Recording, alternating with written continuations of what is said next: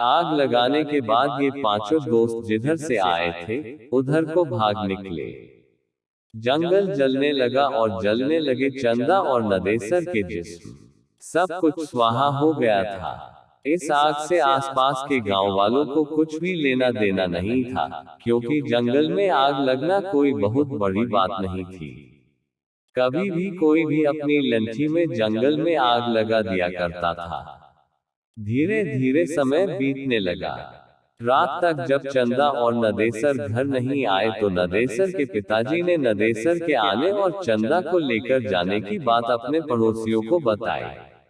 उसी रात को नदेसर और उनके कुछ पड़ोसी मशाल लेकर चंदा और नदेसर को खोजने निकल पड़े। काफी खोजबीन के बाद भी इन दोनों का पता नहीं चला। दूसरे दिन सुबह पुलिस में खबर दी गई, पर पुलिस भी क्या करती। थोड़ा बहुत छानबीन की, पर उन दोनों का कोई पता नहीं। अब नदेसर के माँ बाप और गांव वालों को लगने लगा था कि नदेसर अपनी बहुरिया को लेकर बिना बताए कोलकाता चला गया। शायद उसे डर था कि अगर बाबू को बताकर ले जाएंगे तो वे ले जाने नहीं देंगे। आखिर कोलकाता में नदेसर कहाँ रहता है, क्या करता है, इन सब बातों के बारे में भी नदेसर के माता पिता और गांव वालों को बहुत कम ही पता था। धीरे धीरे करके 8-9 महीने बीत गए। अब नदेसर के माता पिता बिना नदेसर और चंदा के जीना सीख गए थे। इधर कोलकाता में एक दिन अचानक निकेश के घर पर कोहराम मच गया। हुआ ये था कि किसी ने बहुत ही बेरहमी से उसके गुप्तांग को दांतों से काट खाया था। उसके शरीर पर जगह जगह भयानक दांतों के निशान भी पड़े थे और वह इस दुनिया को विदा कर गया था। पुलिस के पूछताछ में उसके घर वालों ने बताया कि पिछले 1 महीने से निकेश का किसी लड़की के साथ चक्कर था। वे दोनों बराबर एक दूसरे से मिलते थे, पर लड़की कौन थी, कैसी थी, किसी ने देखा नहीं था। पर इसी दौरान पुलिस को निकेश की बहन से एक अजीब व डरावनी बात पता चली। निकेश की बहन ने बताया कि एक दिन जब निकेश घर से निकला तो वह भी पीछे पीछे होली थी।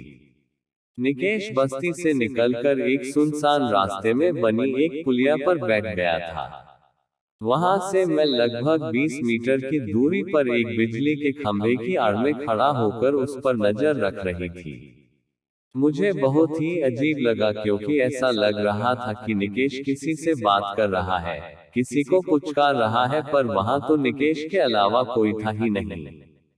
फिर मुझे लगा कि कहीं निकेश भैया पागल तो नहीं हो गए हैं ना। अभी मैं यही सब सोच रही थी, तभी एक भयानक काली छाया मेरे पास आकर खड़ी हो गई। वह छाया बहुत ही भयानक थी, पर छाया तो थी, पर छाया किसकी है ये समझ में नहीं आ रहा था। मैं पूरी तरह से डर गई थी। फिर अचानक वह छाया अट्टहास करने लगी और चिल्लाई, अब तेरा भाई नहीं बचेगा। नोचा था ना मुझे, मैं भी उसे नोच नोच कर खा जाऊंगी। और हाँ, एक बात तुम याद रख, अगर यह बात किसी को भी बताई तो मैं तेरे पूरे घर को बर्बाद कर दूंगी। इतना कहते ही निकेश की बहन सुबक सुबक कर रोने लगी। इतना सुनते ही पुलिस और आसपास जुटे लोग सकते में आ गए और पूरी तरह से डर भी गए, क्योंकि निकेश का जो हाल हुआ था वह ये बयां कर रहा था कि इसके साथ जो हुआ है वह किसी इंसान ने नहीं अपितु भूत प्रेत ने ही किया होगा। ये कहानी यही समाप्त होती है, पर इसके अगले भाग के रूप में एक कहानी और आ सकती है कि क्या निकेश का ये हाल किसी भूत भूतनी ने ही ऐसा किया था या किसी और ने। कहीं चंदा तो नहीं या नदेसर।